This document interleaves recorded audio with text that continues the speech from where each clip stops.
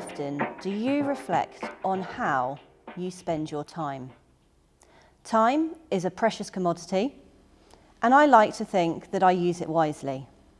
With a full-on career, a mother of 2 young boys, 2 dogs, who, as an aside, are probably destroying my house at this point in time, let alone the washing, the cleaning, the ironing, maybe seeing some friends once in a while, some family. Life just seems to be all so busy, which is why it is so important to understand where you're spending your time. If you understand where you're spending your time, you're able to then do more of the things you love and reduce the amount of time spent on wasted tasks. At the end of last year, I took this way of thinking into the workplace to understand just where my time had been spent. I wanted to understand what I had done and what I had achieved in the last 12 months. And what I realised was staggering. The amount of time that I had put into fighting the talent war was something I'd had no idea I had been doing. Too many employees chasing too many candidates. That's the simple crux of the talent war that we've all found ourselves in. And I was part of that. We needed to increase the team that we had, and there simply weren't the number of candidates or the quality of candidates out there. I ended up realising, by looking at how I'd been spending my time last year, that I had spent 650 hours, that's 86 days, fighting the talent war. In order to snag the best candidates, that time was spent liaising with recruitment consultants, interviewing, reading CVs, checking test papers, onboarding, training, the list goes on. And sadly, in some cases, offboarding a number of those candidates as well. 650 hours, 86 days. What did I learn? A lot. And today, I'm going to share that insight with you. From my experience over the last year, I've learned that winning the talent war boils down to one thing. Yes, there are lots of things that I'm sure all help the cause, but without this one thing, I can tell you, you're going to spend a lot of time, much like I did, fighting to win something which all too easily could fall apart at the end. What is that one thing, I hear you ask? That one thing is simple.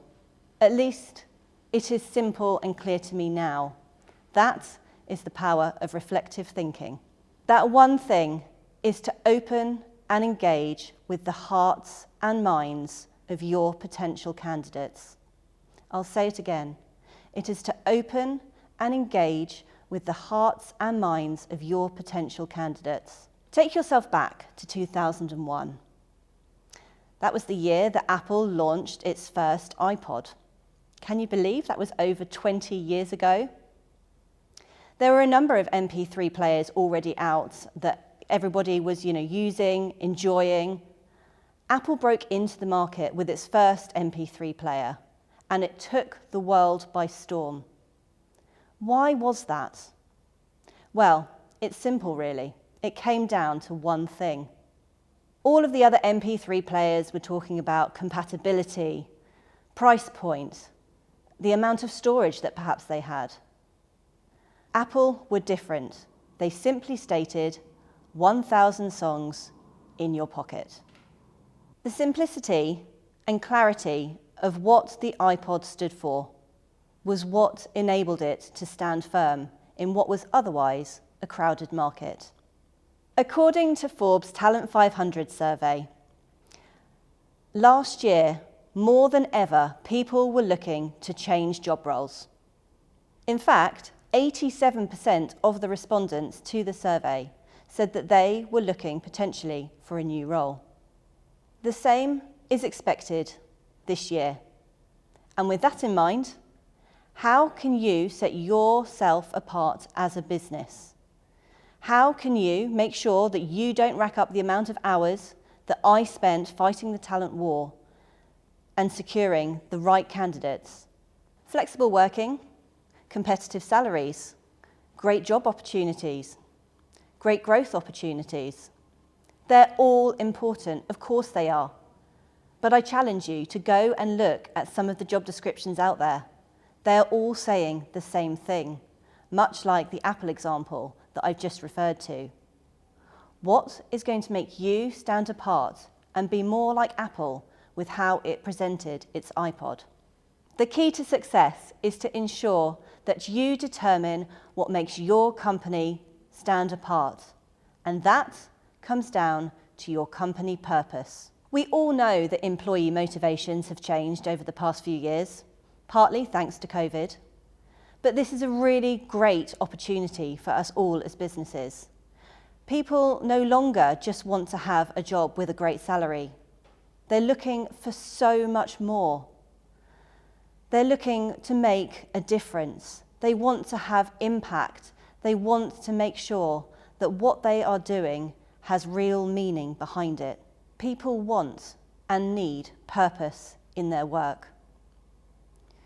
Deloitte, in a recent survey, stated that 75% of our workforce will be the ethically minded millennials in just 2025. That's 2 years from now.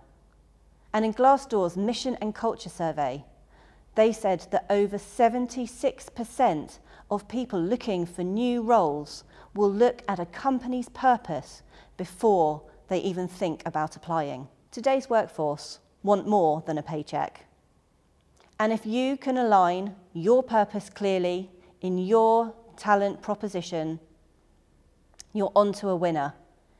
What's better than getting a candidate at that early stage to engage with their hearts and minds with where your business is going and what is central to the purpose of your business? I've also learned that building a magnetic culture is intrinsically linked to all of this. There is little point fighting the recruitment battle if you're losing on the retention battle. All you end up with is a leaky bucket. Essentially, when it comes to fighting the talent war, whilst purpose is the best form of attack, retention is the best form of defence. Having a magnetic culture will really enable you to ensure that you have a workforce that are engaged and feeling part of everything that you believe in. Just like a magnet, take that idea of a magnet. It has this sort of invisible force around it, and it will just bring together all of your different employees if that culture is one that they feel that they want to be part of. Much like a magnet, having a magnetic culture also does one other thing. It has a sort of staying power. And that staying power is what is so essential to the success of making sure that you can retain the staff that are so important to your business. Just as a magnet pulls together, with everyone else pulling together in that same way through this magnetic culture, not only will you have people working better together, but you'll have improved morale. You will have people wanting and feeling that they're part of the growth of the business. And ultimately, all of this is going to impact positively the bottom line. So what is it that I have learned? And what is it that I will be doing this year to ensure that I don't waste another 650 hours trying to fight the talent war? Firstly, as a business, we have spent the last 6 months very carefully working on what our purpose is to ensure that right from the offset of any recruitment, we are making sure that that is seeded right as the central point to any of our communications. From reading about the job role, we have it as a clear point about who we are, what we do, and most importantly, what is our purpose. I make sure that when I'm interviewing candidates, it's a key point. So when I'm trying to understand from candidates, what is it that they're looking for? What is it that they want from their next role? What is it that they want in terms of their career progression? I'm also at that point super clear about what we stand for as a business and what we have as our purpose. We're going one step further. We're actually going to be going through a rebrand.